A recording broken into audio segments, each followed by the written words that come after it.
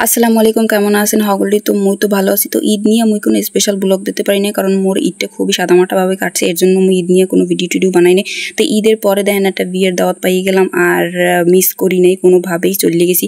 তো মোকে দিকে বিয়ের দাওয়াতে দেখেন প্রথমত কি দেয়, প্রথমত পোলাও ভাত দেছে, তারপরে একটা ডিম কোরমা দেছে। তো ডিম কোরমাটা দিয়ে মিক্স উইকেটা ভাত খাইতে পারছিলাম, সেই কয়টাই খাইছি। কিন্তু পরবর্তীতে মুই আর এক নেলাও ভাত খাই নাই। তারপরে দিয়ে গেছে একটা চিংড়ি ভুনা, একটা চিংড়ির মালাইকারি দিয়ে গেছে, আর দিয়ে গেছে রোস্টটা দিয়ে গেছে হলো যে দুইটা আইটেমের পর। রোস্টটা একটু প্রথম দিলে হয় কি খাওয়ার রুচিটাও থাকে আর খাওয়াও যায়, কিন্তু রোস্টটা দিয়ে গেছিলো যে দুইটা আইটেমের পর।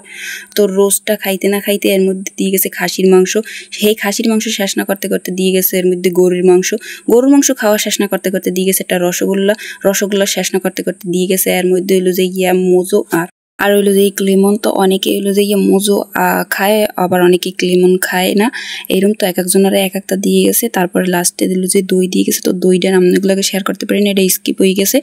তো এই তো মোর আজকে বিয়ের খাওয়াটা কিন্তু অনেক ভালো হয়েছে, কিন্তু লাস্ট পর্যন্ত খাইয়ে উঠতে পারি না ঠিক মতো, অনেকটাই অপচয় হয়ে গেছে।